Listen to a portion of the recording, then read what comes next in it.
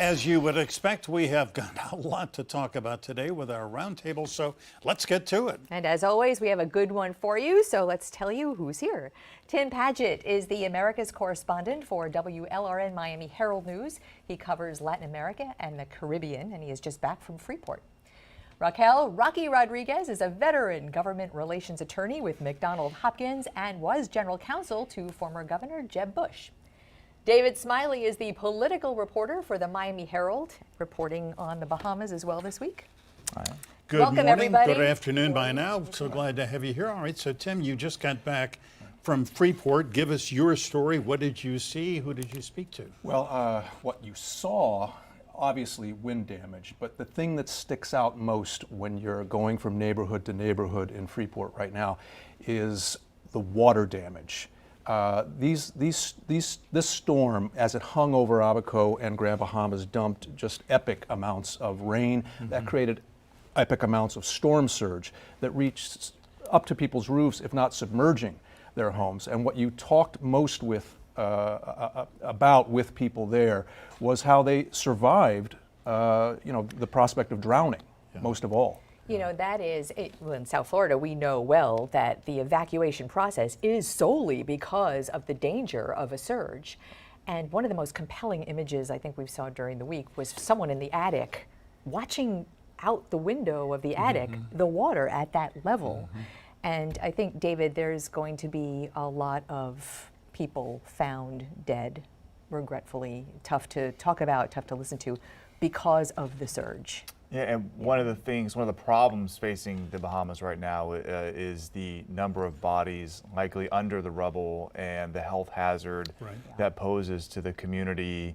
And one of the reasons why it's so urgent to try to get into those devastated communities and also get people out of those islands.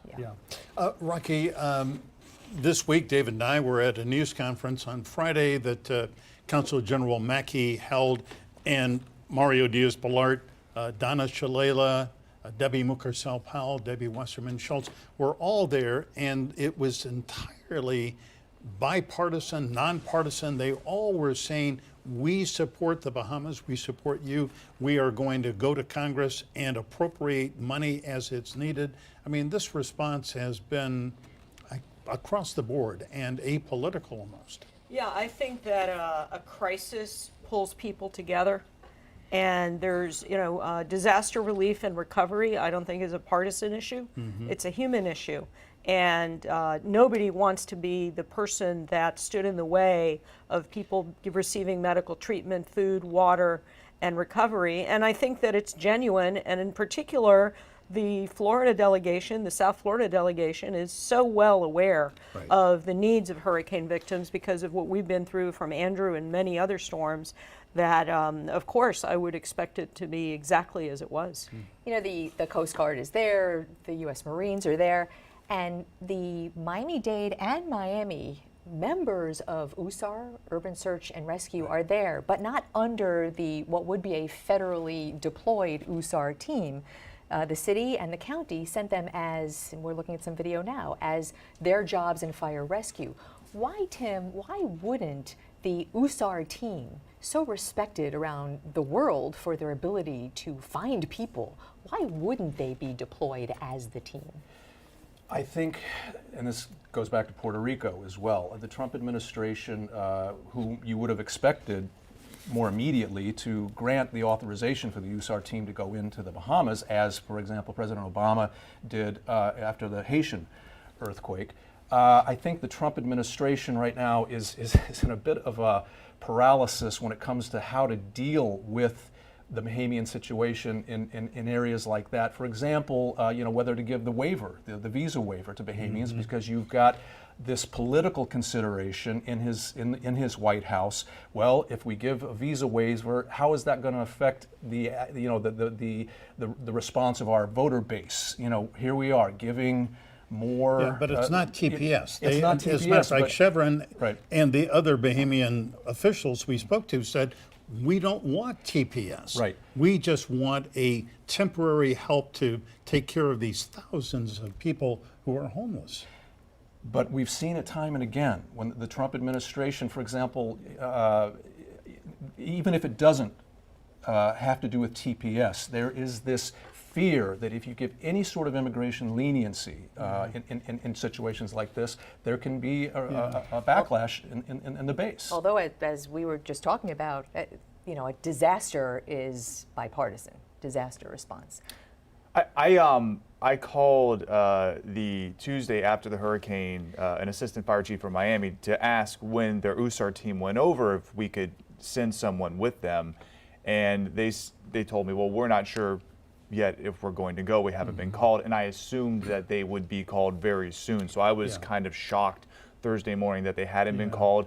As far as I know, the USNS Comfort, which is stationed off of Trinidad and Tobago, has not yet been called to go to the Bahamas. And on Friday afternoon, Senator Rubio told you and me and other reporters it takes 6 days to get the USS Comfort to turn around and headed, but I think it may be going to the Abacos as well. And the Bahamian government has been overwhelmed, to be fair to them. It is an unprecedented storm to sit over the islands the way it did, as strong as it was.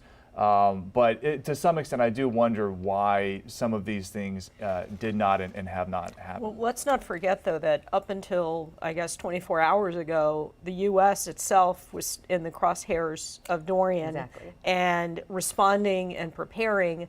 So I think that, things will happen, but you have to take into account the logistics as well as the circumstances that we're dealing with. Yeah, well, we're going to take a break before we do. I would just point out that anybody here in August of 1992 remembers that the state of Florida and Washington didn't respond that fast to South Florida after Andrew. So it's a huge... Where is the cavalry? Well, where is the cavalry? Stay tuned. All right, we'll continue our discussion with the Roundtable in just a minute.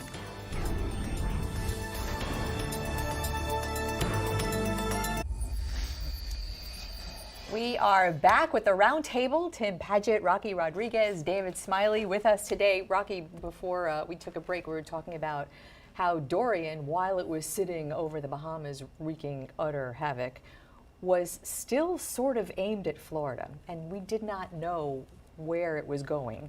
And at that point, to your point, all of the rescue and relief and supplies had to stay. And as it turned out, Dorian skirted the coast and then headed to hit in the United States. What is South Florida's role, if any, as our attention is turned to the Bahamas, to the Carolinas? Well, it's logistically a far different situation, of course, because you can be in the Bahamas in about 30 minutes, and it takes a lot longer to get there. Now, the Carolinas have the ability to have land access, and the Bahamas are limited to sea and air. So, I think that Floridians also have a very long history going to the Carolinas in the summer, and I know that actually I know people there on the coast in Wilmington who were preparing for the storm and worried about it. So, I think people are going to do what they can to help the people that they know. And the preparation's different. Gas can be along the route. I mean, in the Bahamas, just everything is just gone. Right. There's another thing, which is we've gotten very spoiled, at least in Florida, to having a lot of forward placement of supplies. Going back to Governor Bush, we started this trend in 04 and 05, and that's very challenging to do when you're on an island and you don't know which island is going to get hit, and you don't have necessarily the infrastructure. So the hurricane response has to adjust itself to the reality on the ground. Yeah. David Smiley, let me ask you, as the political reporter at the Herald, there was a little moment here late in the week which was almost amusing. Miami-Dade Mayor Carlos Jimenez, City of Miami Mayor Francis Suarez are not exactly the best of friends. Mayor Suarez was going to call a news conference down at Port Miami with Norwegian Cruise Lines to announce they were going to take supplies over to Freeport, I guess. And Mayor Jimenez called up the chair of the holding company for NCL and said, no, you don't want to hold a news conference at the county port with the city mayor. And in fact, that news conference was called off. You can always count on the mayor of Miami-Dade County and the mayor of Miami to fight at any point in time, no matter who the mayor of Miami is, it seems. And of course, shortly after doing that, Carlos Jimenez went with Miami Herald reporter to the Bahamas, and you could argue that that was doing the thing he was accusing Mayor Suarez of doing. So it was a pretty petty moment, and at a time when South Florida, I think, has shown to really care about what's happening in the Bahamas. Right. People going over to the Bahamas at a point where Bahamian authorities are actually saying, stop coming because you're actually causing a problem.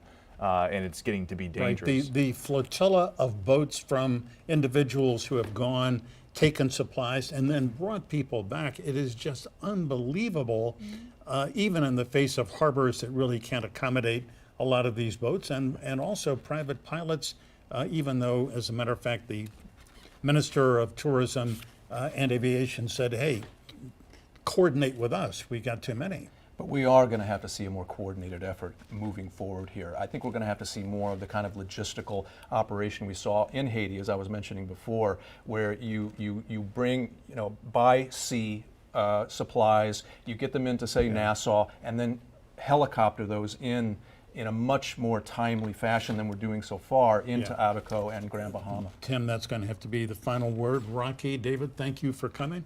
Great roundtable, and we appreciate it. Great to see you all.